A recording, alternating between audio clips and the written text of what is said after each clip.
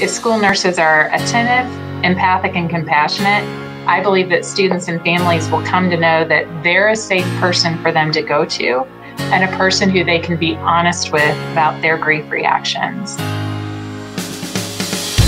As a content warning, this episode of School Nurse Chat discusses childhood grief and bereavement. For more information on this topic, visit www.judyshouse.org. Hello, I'm Donna Mazyck, Executive Director of the National Association of School Nurses. Welcome to School Nurse Chat. Today we're talking about childhood grief and grieving over the holidays. We have two guests with us today, and I'll introduce them after sharing a little bit about how NASN has approached this topic. The National Association of School Nurses is a founding member of the Coalition to Support Grieving Students. The coalition was created to serve as a resource, primarily web-based, for school staff and educators in K-12 schools. It's an interdisciplinary approach to provide education and training for school staff in order to support students who are grieving. Well, now we'll turn to our experts. I want to introduce Michaeleen Burns.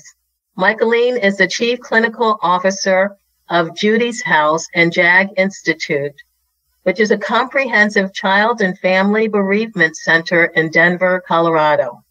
She's a licensed psychologist with more than 18 years experience providing assessment and therapeutic support to families facing adversity. Dr. Burns is Assistant Clinical Professor in the Department of Family Medicine at the University of Colorado School of Medicine. In her work, she has witnessed the lasting negative impact of unaddressed grief.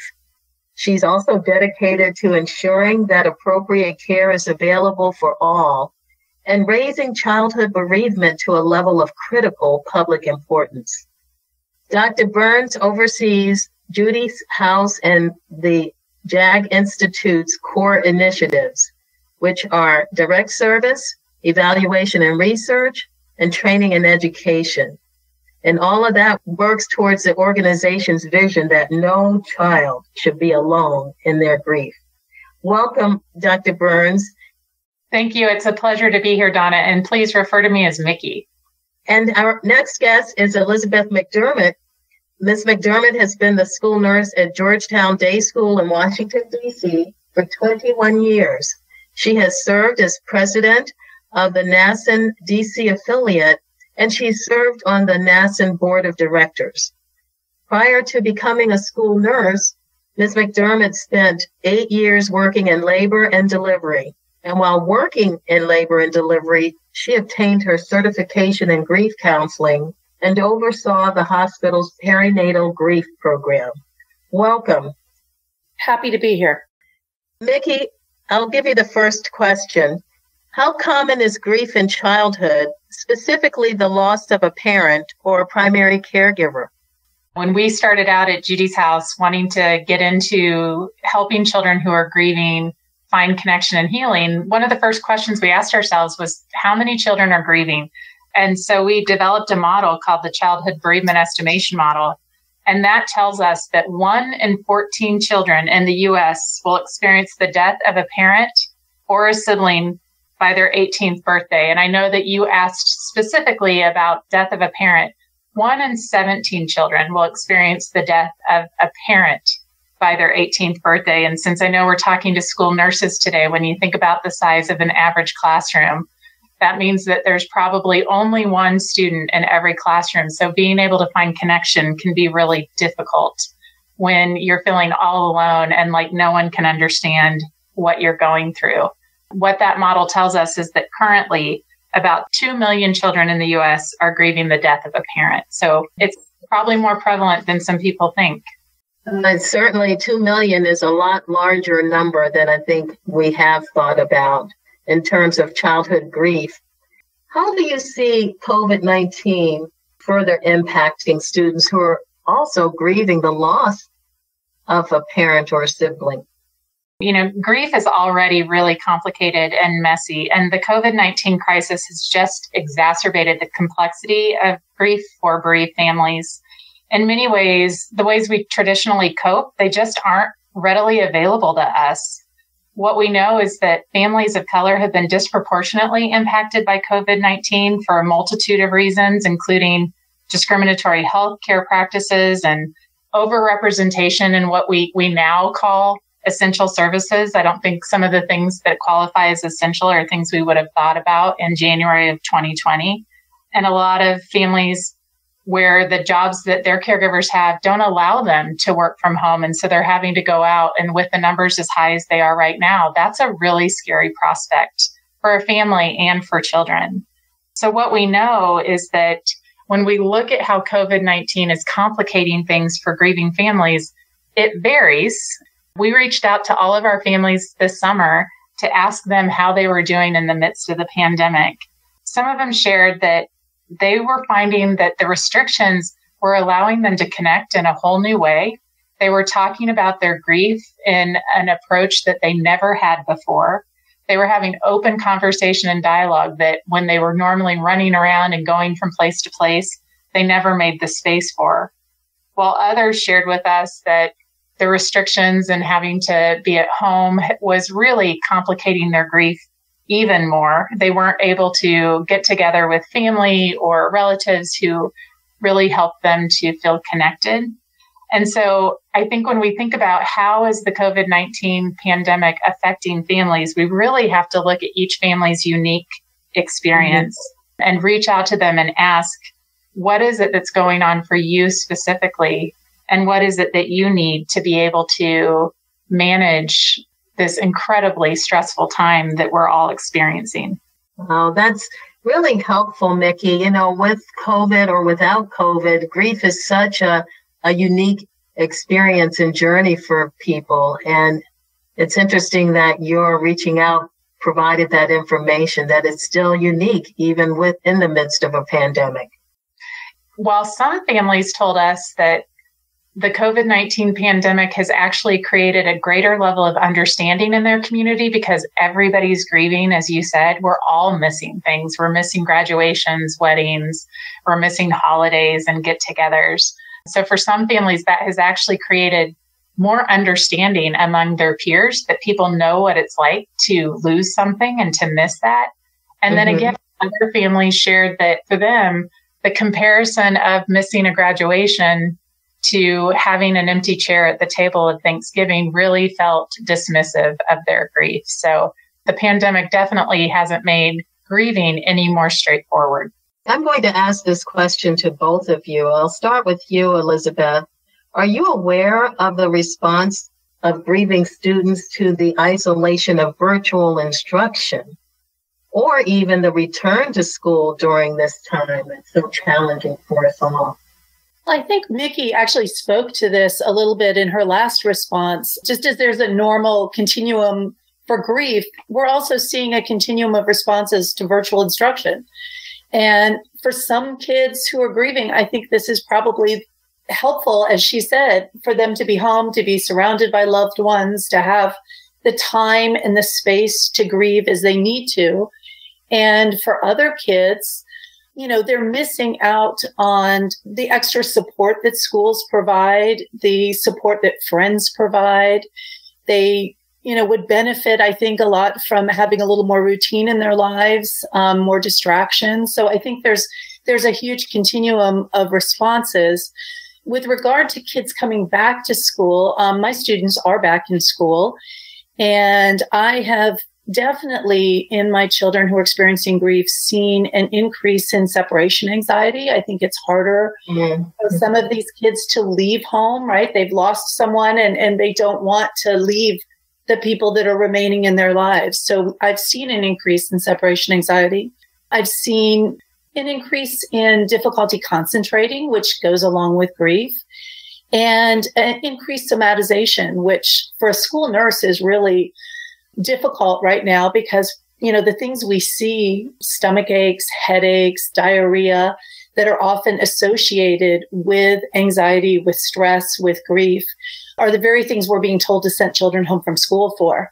So, we are not able to, weed out as easily what is somatic and what is not, because we are having to send these kids home. So this is a discussion that I've been having with parents before kids come back to school, so that we have kind of talked through how this may work if their children end up in my office with some of these symptoms.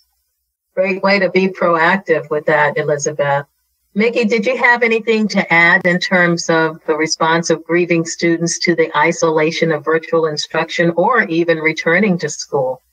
I really appreciate everything that Elizabeth said, especially in talking about those somatic symptoms that are so common with grief. I think the one thing that I would add that we're seeing in communities where kids are learning virtually is that we're missing out on that opportunity to see kids. And so school nurses, teachers, school counselors, they would see kids on a daily basis. And so if you had a child who had experienced a loss, and you started to see changes in the way they were presenting, so maybe they were looking more disheveled, or maybe they were looking pale, being able to see that on a daily basis and intervene and ask questions, that has been taken away in some respects with the virtual learning. And so we know that we don't have as many eyes on kids. And that is a lot of the ways that we protect kids in this environment is our school professionals are people who are looking out for them every day. And that's definitely limited in our virtual environment. Yeah, it is a good point and something to keep in mind.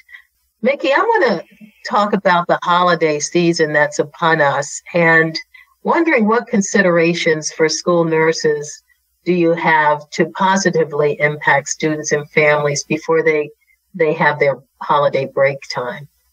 When you're grieving, the holidays are difficult regardless. And usually one of the ways that we manage that is by being with family to fill the void. But this year, that's really not possible for many of us. And it may leave children stuck at home in a place where there are more reminders of the person who died, but again, not having as many outlets for being able to cope with those feelings that it brings up.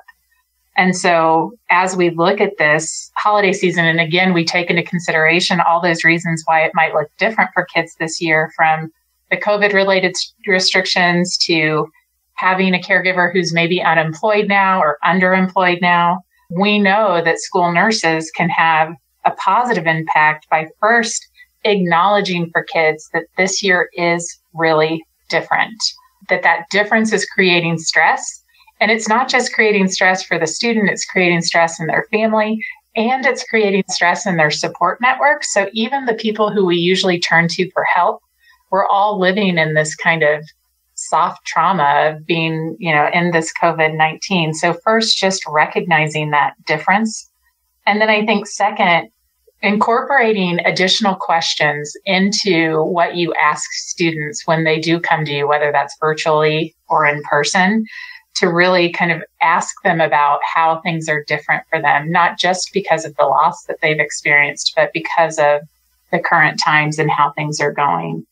And then finally, to connect that student to resources in the school that can be supportive. I think school nurses have to be some of the most resourceful people that we have, because they have to be aware of all these different ways to meet kids' needs. When Elizabeth was talking about being able to kind of figure out with the kid, is this a somatic symptom or is this something other than grief?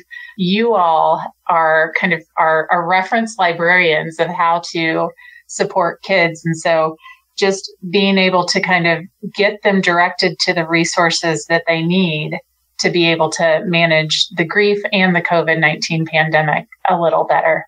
That's a great opening for you, Elizabeth, to even talk about school nurses' support for grieving students during the school day when that in-person education has resumed.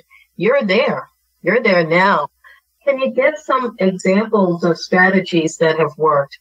One of the things that I do is to reach out before the child even comes back to school.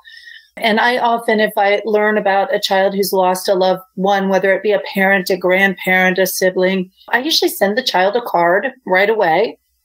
And, depending on whether I know this particular person, I may, talk about some anecdote. I remember when Dad came to pick you up and we had that great conversation about, carrot cake or baseball or whatever it was.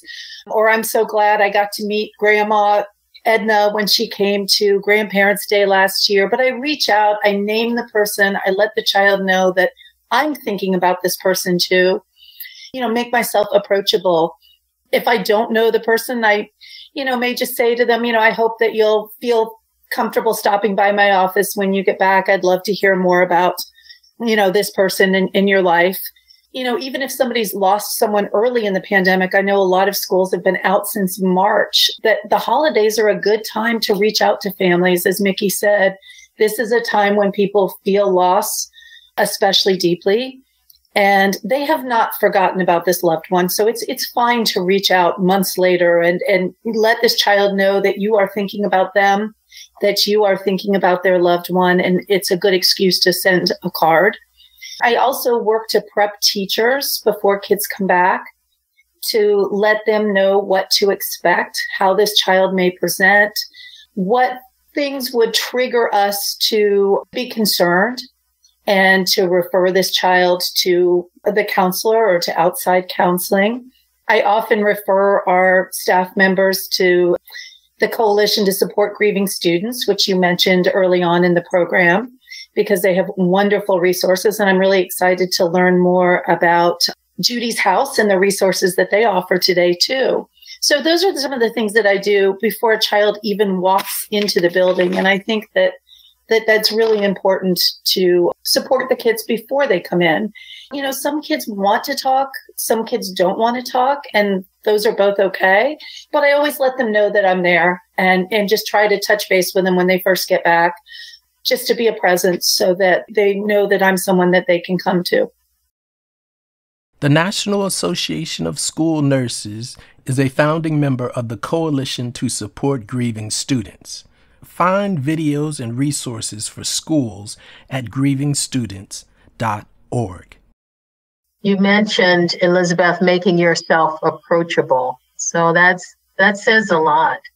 So, Mickey, I've got just a few questions kind of wrapped up in one statement. So I'm going to just give them all to you. Just asking, how would you recommend that school nurses respond to the difficult conversations with surviving caregivers in terms of addressing emotional needs of students? We know that often grieving students will find their ways to that approachable school nurse in that office for emotional support.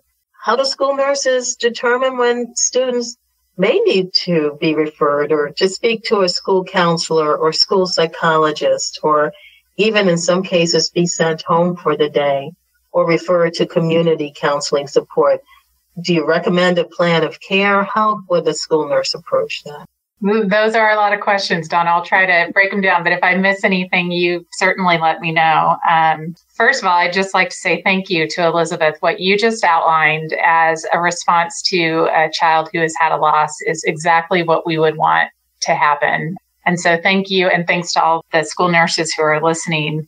You all see so many of the social and emotional issues that students face because, as you both pointed out, the stigma in our society for students who are grieving or facing any sort of mental health issue means that it's sometimes a lot easier to walk into the school nurse's office than it is to walk into the school counselor's office. So you all are on the front lines for us. When the questions are coming from the surviving caregiver, I think, again, I heard Elizabeth say this, using that team approach whenever it's possible is going to be the best strategy. So involving the classroom teacher, bringing in the mental health supports who are available. And if there's some important administrators in the school, letting them be part of the conversation, that really lets the family know that you recognize the level of difficulty of the situation that they're going through and that you want to respond in a comprehensive way. At Judi's house, unfortunately, when we see families, they tend to be more likely to tell us about the experiences that they had that weren't positive than the ones that were, because that's just how we are as people. There's a psychologist named Rick Hansen who says our minds are Teflon for the good and Velcro for the bad. But if you can create that team-based approach where everybody's aware of what's going on for the child and everybody's paying attention, I think that's a great way to respond to the caregiver, letting them know we're all in this with you. And then I think when you have the student in your office, you want to pay attention to their help-seeking history. So is this their first time in your office? And if it's not, has there been a pattern to their visits? Like, are they coming in every Tuesday at 11? Or does it happen to always be that they're coming in when it's their English Lit class? If it is their first visit, our recommendation would be to just respect that the child's advocating for themselves and trust that their report of what's going on for them and what they need to manage it is true for them in that moment. Feeling heard and respected by a caring adult really, really goes a long way for kids. We know that that can be the meaning maker for them in a lot of situations. And then once you've had a chance to hear them out, alerting the school mental health professionals so that you can begin pulling that team together if this is the first time that they're coming to you. And then if there is a pattern, asking about it. It seems like you aren't feeling well during English Lit class every week. What's going on there? Is there something significant here? You might learn that this class is reading a book that's about loss and it's really bringing up some difficult emotions for them. Or you might learn that their loved one died on a Tuesday. And so they just really every Tuesday been re-experiencing some of the story and the experience that they had. And so being able to ask these questions and then again, bring it back to this team that hopefully you have in your school community to not only support the student, but also to support each other so that you can help get the kid back to the classroom and back to learning. I think those are some of the suggestions and recommendations that we would make. Elizabeth, in your experience after a loss, how can families and school nurses help a student transition back into school? I think this goes back to the team response again and involving the family and letting the child know that you are working closely with their family and that you are a team. I also think it's important to have children help identify who their support people are in schools, because schools jump to the school nurse, the school counselor, the homeroom teacher, and sometimes those are absolutely appropriate people. But I think especially during this age of virtual learning right now, I'm hearing from a lot of teachers that they are having trouble connecting with the kids like they have when they have them in the classroom. I know I have felt that way this year. I don't have the daily interactions with the kids or haven't until recently. So I think it's really important, especially now, to have kids help identify who the people are they feel comfortable going to at school if they need to talk to somebody, if they have worries or concerns. And it may be last year's teacher. It may be the custodian or a lady, the lady in the cafeteria, but somebody that child is connected to. And I usually have kids identify a number of people because sometimes people are not in a position to provide that kind of support because of their own grieving, or they're just not comfortable having those conversations. But those are two things that I do, is to really let the child know that I am partnering with their family and to help the child determine, who their support system is going to be when they come back to school. Those are great tips for that preparation. And then sometimes with the plan, some obstacles might arise. So how might you foresee for students these obstacles as they return to school? How do you approach just addressing those?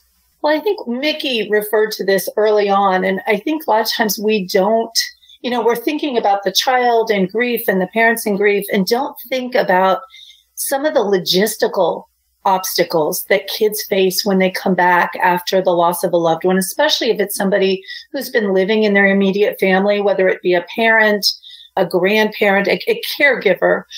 We need to look at who drove this child to school. Does this child need assistance with transportation now? Have the finances changed? Is this child now going to qualify for free and reduced lunch? And that's something that we can become involved in helping. Who helped this child with homework at home?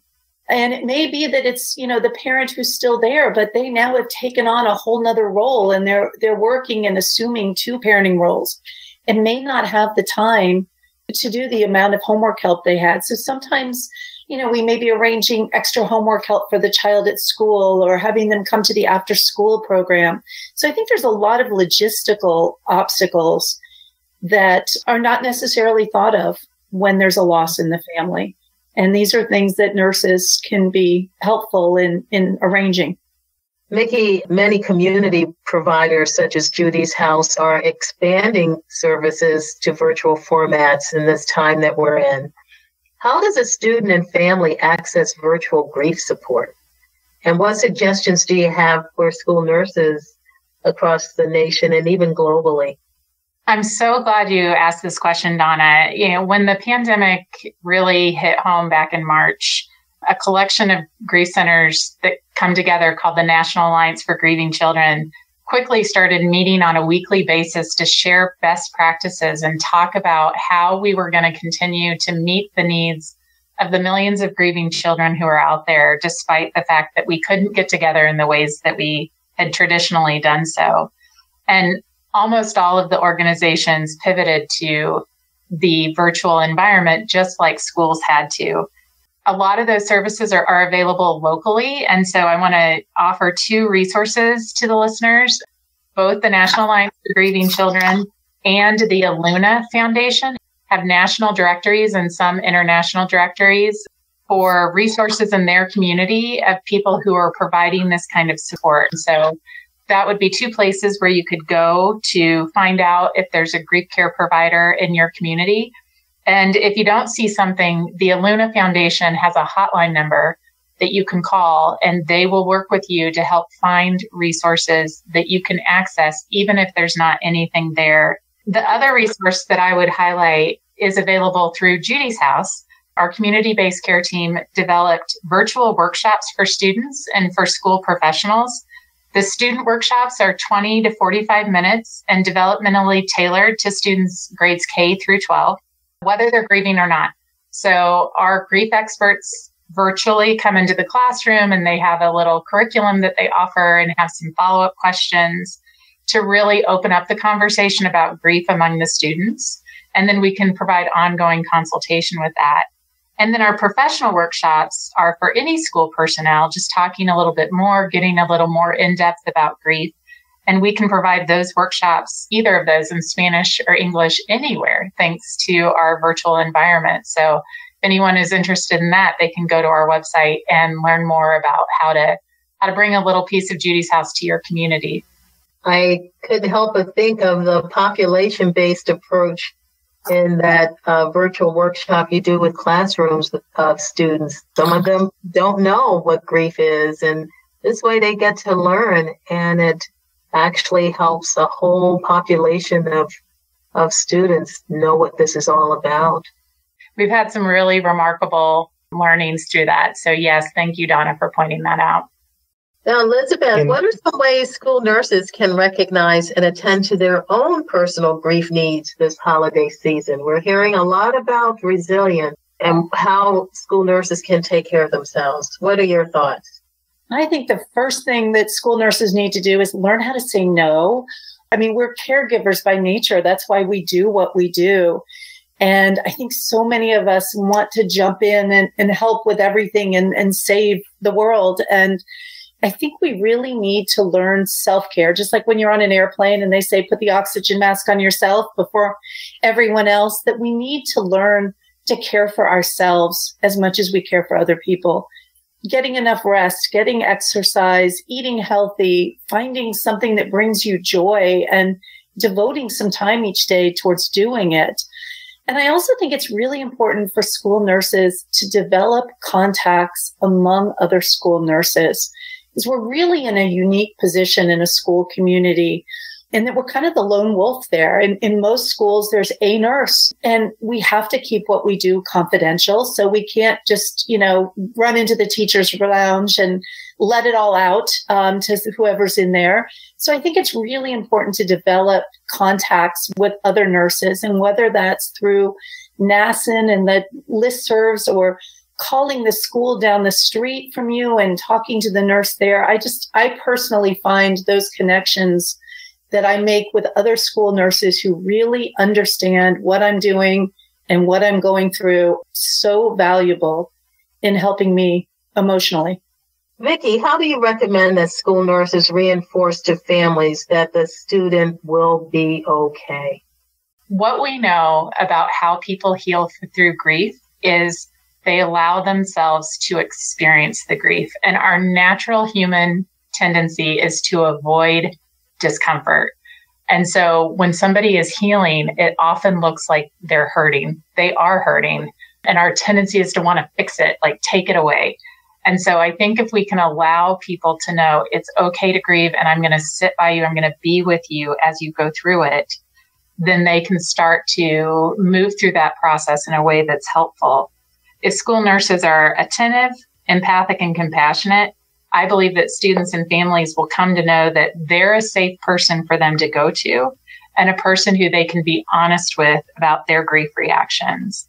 None of us have all the answers, but when we walk alongside someone and listen to their struggle and we recruit the other supports that we need, we'll all become part of that healing community for that child and that family. Well, thank you. On that note, I'd like to thank you, Mickey, for being with us. Thank you, Elizabeth. You've given such rich information and actionable topics that school nurses can put into place to help their students who are grieving and to help their families as well. Thank you for being here today. Thank you, Donna. It's truly been a pleasure to be here, and I look forward to continuing to work with the school nurses nationwide. Thank you, Donna. I really appreciate being asked to be here today. And thank you, Mickey. I learned a lot myself today from you. What I'd like to do is again mention the Coalition to Support Grieving Students. You can find those resources at grievingstudents.org. Thank you for tuning in to School Nurse Chat. We hope you've learned something that you can take away from this time and put into action in your school nurse practice. Thank you for being with us. Judi's House, JAG Institute, is a nonprofit family bereavement center located in Denver, Colorado, that provides safe space for grieving youth ages 3 to 25 and for their families to receive compassionate and effective support. Judi's House, JAG Institute, invests in direct service, training, and research to fulfill their vision that no child should be alone in grief.